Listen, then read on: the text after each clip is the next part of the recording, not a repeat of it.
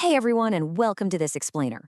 If you're a focused learner looking to get straight to the facts while truly mastering the mechanics of discovery, well, you're absolutely in the right place. Today, we're exploring the ultimate tool for seeing the unseen, the compound light microscope. Now, this isn't just about staring through a piece of glass, right? It's literally about unlocking a completely invisible universe that exists right in front of us on a massive scale. Okay, let's dive right into our roadmap for today. We're going to be looking at discovering the unseen world, the limits of our eyes, anatomy of a microscope, operating the microscope correctly, proper handling and care, and finally, calculating your magnified view. So, starting us off with Section 1, Discovering the Unseen World. While early inventors like Zacharias Janssen actually created the very first 9 times magnification microscopes, the true pioneer here was the Dutch scientist Anton van Leeuwenhoek. He lived from 1632 to 1723. And through his really meticulous development and use of this instrument, a massive, bustling world, one completely unseen by the naked human eye, was finally revealed to humanity. He didn't just build a tool, it's more like he opened a door to a completely new dimension of life. Moving right along to Section 2, The Limits of Our Eyes. To really grasp the sheer power of what Leeuwenhoek accomplished, we have to recognize our own biological limitations first. When we bridge that gap using transparent, curved objects, specifically convex lenses, we've got to understand two absolutely fundamental concepts: magnification and resolution. Now, magnification is simply the number of times a specimen's visual size is increased. Pretty straightforward. But as we all know, bigger isn't always better if it's completely blurry. And that is exactly where resolution comes into play.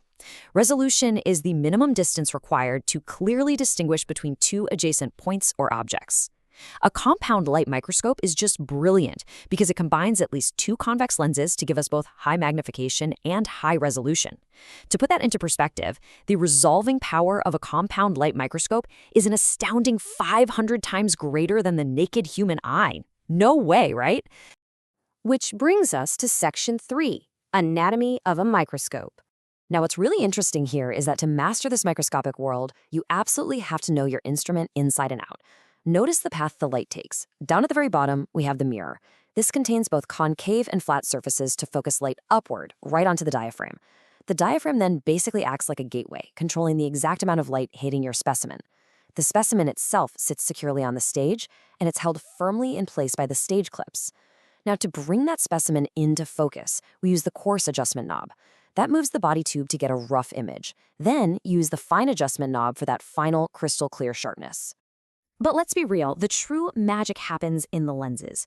Up at the top, you have the eyepiece. That's the convex lens closest to your eye, and it usually magnifies by 5, 10, or 15 times. Then, if you look down on the revolving nose piece closest to the specimen, you've got your objective lenses. There are typically 3 of these. First, the low-power objective, magnifying at 4, 5, or 8 times. Use this one first to initially find your specimen. Next up is the mid-power objective, giving you 10 times magnification for closer detail. And finally, the big one, the high-power objective. This jumps all the way up to 40 times magnification for maximum staggering detail. Okay, Section 4, Operating the Microscope Correctly. So the crucial point is actually putting all these parts to work. Knowing the anatomy is one thing, but operating a delicate, scientific instrument really requires precision. Let's look at Phase 1, Setup and Light. Safety comes first, right?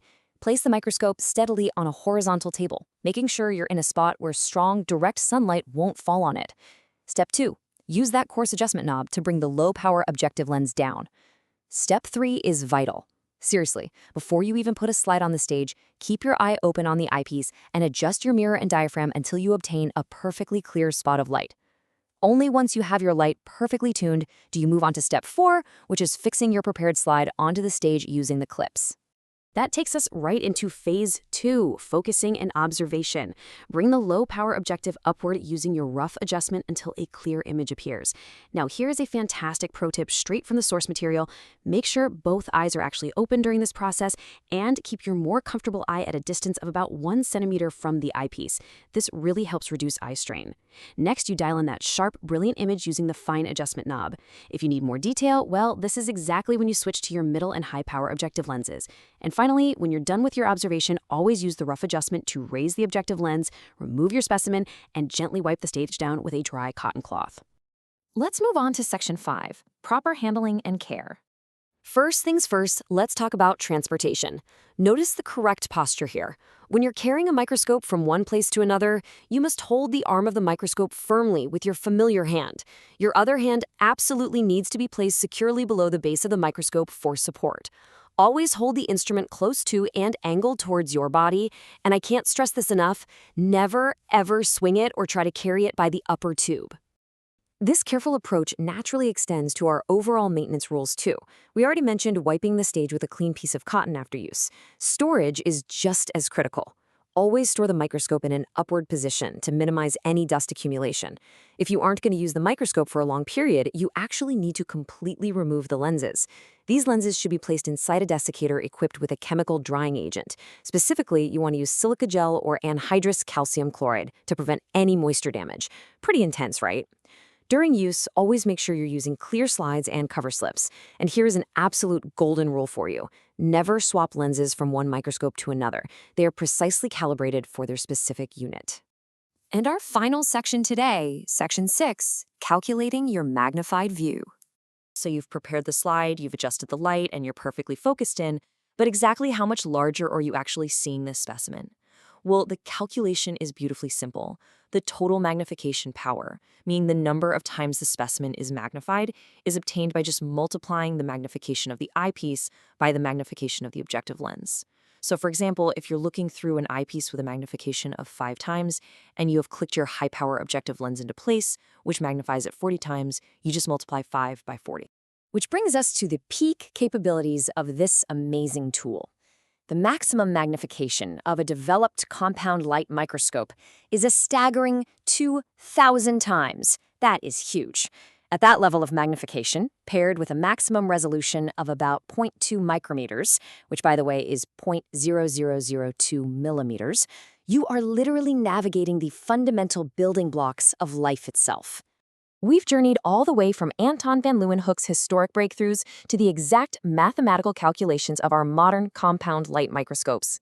You now know the anatomy, the precise handling protocols, and the exact step-by-step methodology to achieve perfect resolution and maximum magnification.